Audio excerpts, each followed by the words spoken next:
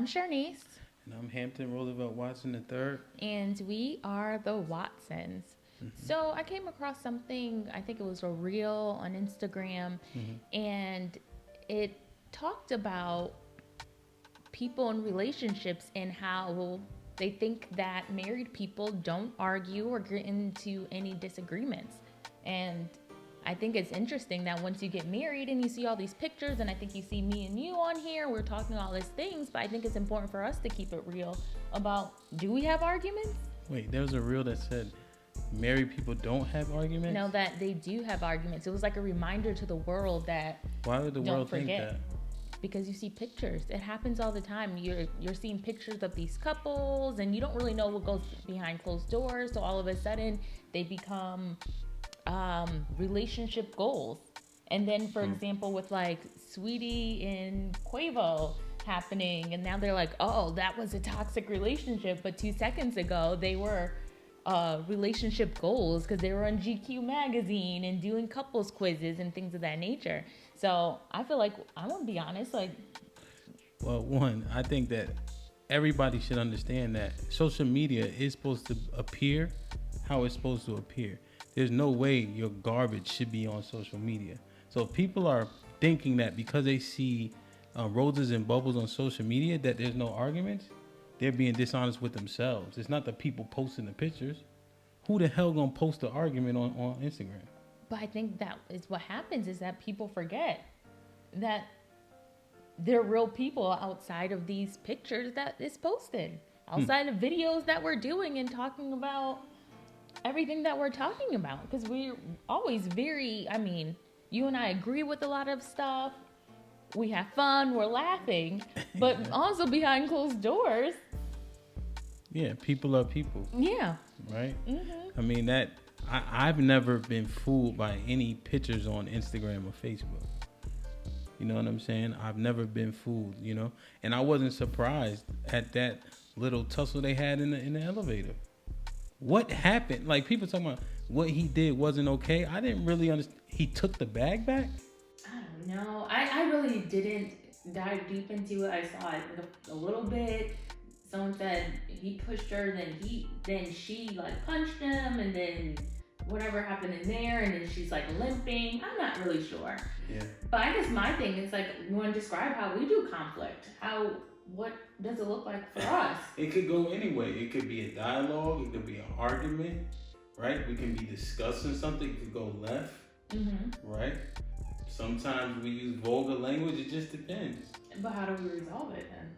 Time, effort. Somebody got to be humble. Somebody got to be a bigger person. I mean, it takes a lot, and there's no one way. You know what I'm saying? So remember we tried to implement the holding hands thing while arguing? That doesn't work. It didn't last but 30 seconds. Because it's difficult because you don't want to hold hands at that point. Yeah. So I'm thinking, okay, let's implement this so that we can try to quell the argument escalating. But the truth is you got a point to make, or you trying to discuss something or yell, or if somebody's in trouble, for lack of a better term, holding hands ain't gonna save you. That's what we learned. It might work for other people, but it didn't work for us. Where did you find that? Did you think of that yourself, or you saw that somewhere? Or? Yeah, I think I thought of it myself, and it doesn't work. So everybody trying to hold hands while arguing was a no-go for us. But and I speak with my hands, so that was even harder. I like to do all of this, so you're trying to hold my hand. It prevents me from getting into what I need to say. You know. Yeah. So how do we resolve?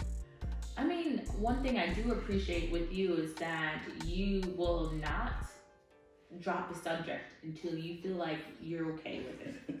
So true. Even if we stop talking about it for one night, if the next day feels like it's not completely resolved, we talk about the next day.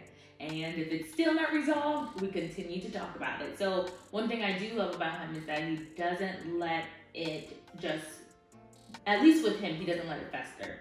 For me, I'm learning to speak as we go because I see him doing it. I'm like, you're saying something? Then I need to say something. So I think that's one thing that's really great about it. I think we're still learning. Do you have anything to say about our conflict resolution? it's not clean all the time. And yeah, I don't let nothing ride. So we will discuss it over and over, but that doesn't mean that's good necessarily. Some things don't need to be rehashed all the time, but I got to get to a point where I feel comfortable, and it takes a long time, and I don't let stuff go. So it could be a gift and a curse. Yeah, that's the worst part, is to let go.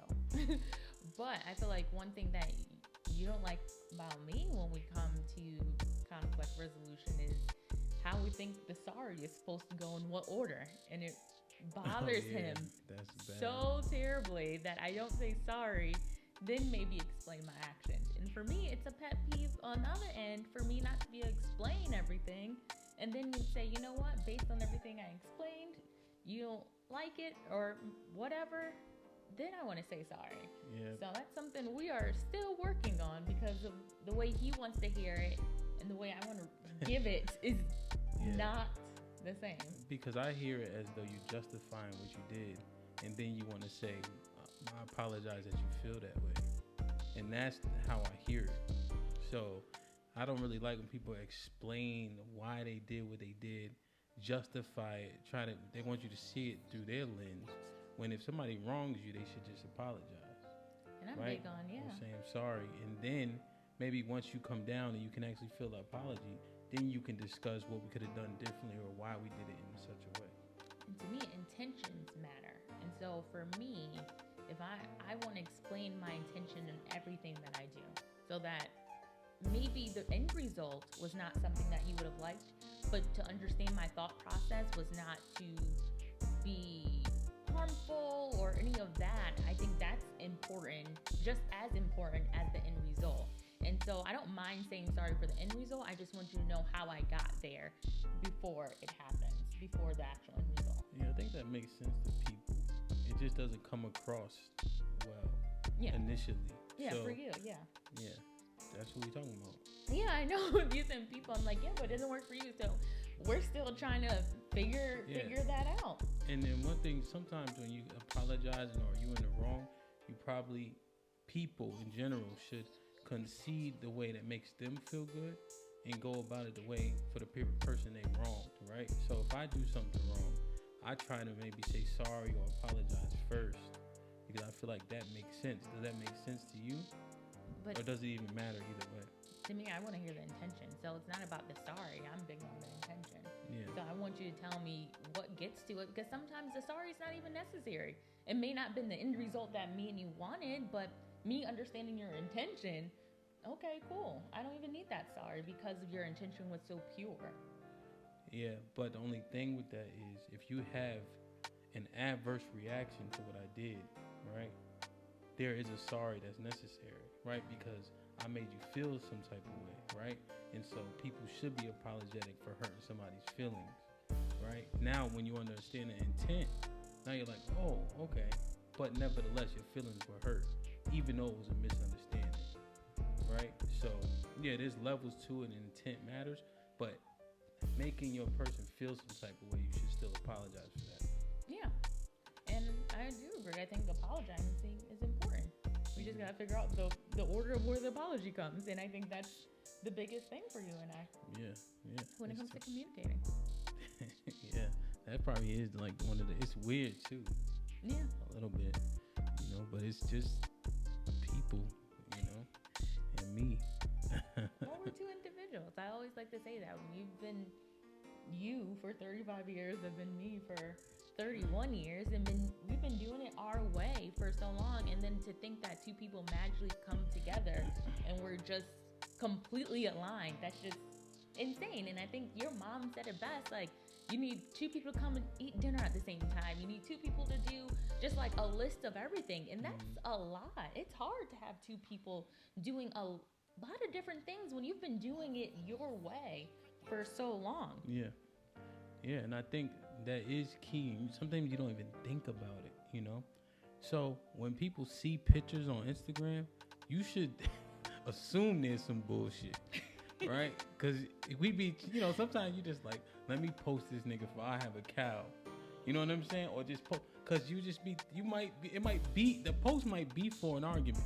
I don't think we ever done that. I think when we post them, it is for that moment. But people might be posting just to make themselves feel better or be reminiscent about something. There was one time when we were in an argument. You did post me like, "Oh, she's so great." I'm like, look at you trying to post me saying I'm good, and we were in a big argument.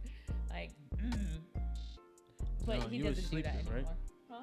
Well, you was sleeping? I don't know, but we were in an argument, and I don't think I was talking to you or something like that. That's and not you, true. it is true. You never not talk to me. I don't talk to you when we in argument.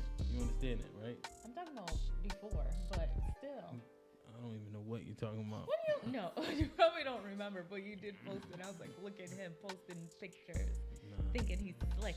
I'm still mad at you. Oh, yeah, man, I don't know. I can't confirm or deny. But I know that when we go silent treatment, I start it and I end it. Because I get up at 6 a.m. So I can leave without even saying anything. No, that's not true. Yeah, I wake up before you. You do wake up before me, but that's how I know when he's ready to put something to bed. Because if he kisses me in the morning, all is well. If he does not, which doesn't happen very often, I can probably count on one hand when you have like how many times you haven't kissed me in the morning. Mm-hmm. But yeah. It's funny. I'm just thinking about it now. Like it's funny. Conflict resolution and just literally like combining everything. Everything. You know, from dinner, lunch. Fuck the money. I mean, dinner, lunch, right? Who parks in the driveway? Garbage going out, clothes getting washed. Who cleans? Yeah. When the cleaning happens? What does that look like? Kids involved? Who puts kids down for bed? Or who takes baths? What does that look like? Being on the same page with discipline. I mean, sometimes when him and I are arguing about kids, I'm like, I just didn't. How are these kids making you and I argue? How is this happening? Yeah. But it does from everything. And it's supposed to, you know? Yeah. So it's inevitable, right? One, because you care. So when you don't care, you probably may not argue, right? You may let stuff slide. You may just, you know, let it roll off you because it really doesn't matter. I know back in the day, people say like, you only carry it if you care, something to that effect. You know what I mean? But that's also true. So the more you care, the more you get involved, the more you become sensitive. It's only natural, you know? And then you can kind of get past or overcome things. But it's a natural progression. Mm-hmm. And then you get comfortable or, you know, you get settled and then you kind of come out of it. But it should happen. If it doesn't happen, she probably don't like you that much. It reminds me of the last episode with my brother when he was just saying, you know, we've been married or together for 24 years. The arguments kind of, you know, subside. And Sonia, his wife, is just like, you know, you still want those arguments. You still want that fire even after 25 years. And I mean, your parents, they are so funny. They go back and forth. That's like their love language anyways. Yeah. So. It's a fact. It's good to see it. Yeah, it's a fact. So, you know, the Watsons say that, you know, Instagram pictures are great. Hopefully that those moments are actual. But don't believe for 1 second it's all roses and bubbles. Marriage is hard work. But, as I say all the time, I'd rather be married than out here in these streets. Because this is way better. So. Yeah, streets don't love nobody. All right, and so that ends another episode of Wife Life. I want to thank you guys for joining us. If you haven't already, you know what to do.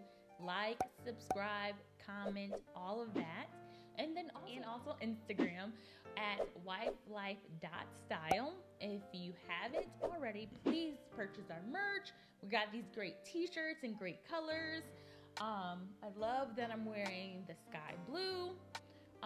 We will have mugs and things like that available. So go ahead and go to the website at wifelifestyles.com.